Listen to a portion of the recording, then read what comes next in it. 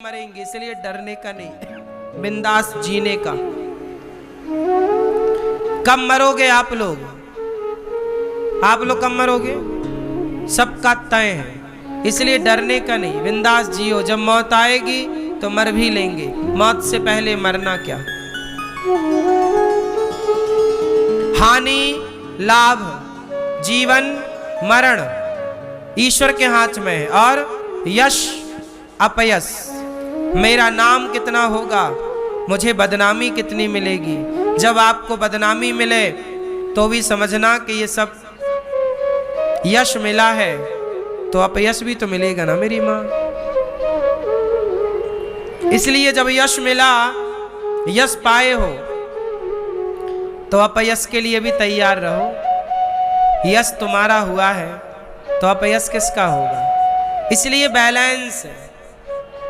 कई बार नाम होता है तो कई बार बदनामी होती। ये सब कुछ ईश्वर के हाथ में, इसलिए सब ईश्वर का खेल है। मस्त रहा करो, चलो, ये सब ईश्वर की लीला है। क्या करें, हमें कोई अच्छा कह रहा है, यह भी ईश्वर की लीला है। हमें कोई बुरा कह रहा, ईश्वर की लीला। हम दोनों से प्रभावित नहीं है। आप हमें अच्छा कहिए, इससे हमें कोई खुशी नहीं है। आप हमें बुरा कहिए, इससे हमें कोई नाराजगी नहीं। ना अच्छा कहने से प्रसन्नता है, ना बुरा कहने से दुख है।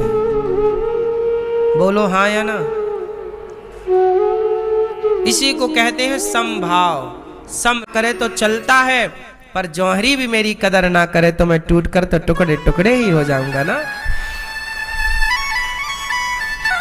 ये बात भरत जी के प्रसंग में कही गई कि रावण, कुंभकर्ण, हिरण्याक्ष, हिरण्यकश्यपु, क्या इन लोगों से धर्म की उम्मीद है?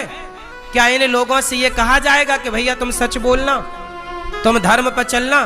क्या ये लोग धर्म पर चले हैं? उत्तर दो। क्या रावण धर्म पर चला है? क्या सीता मैया को चुराना धर्म है? पराई स्त्री को उठा लेना धर्म है? अब बताओ, रावण का तो काम ही अधर्म करना था। हिरण्याक्ष, हिरण्यकश्यपु का तो काम ही अधर्म करना था। अरे इन अधर्म करने वालों से कोई धर्म की उम्मीद थोड़ी थी। पर धर्म की उम्मीद किससे है? भरत जी जैसे लोगों से। धर्म की उम्मीद किससे है?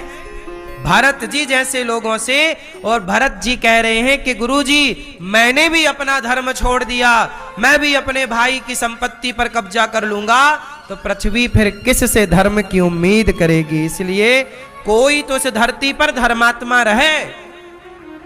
तो ये धरती रावण, कुंभकर्ण जैसों के बल पर नहीं, भैया भरत जैसे धर्मात्माओं के बल पर टिकी हुई है। इसलिए कह रहे हैं कि मैं यदि राजा बन जाऊंगा तो पृथ्वी रसातल में चली जाएगी।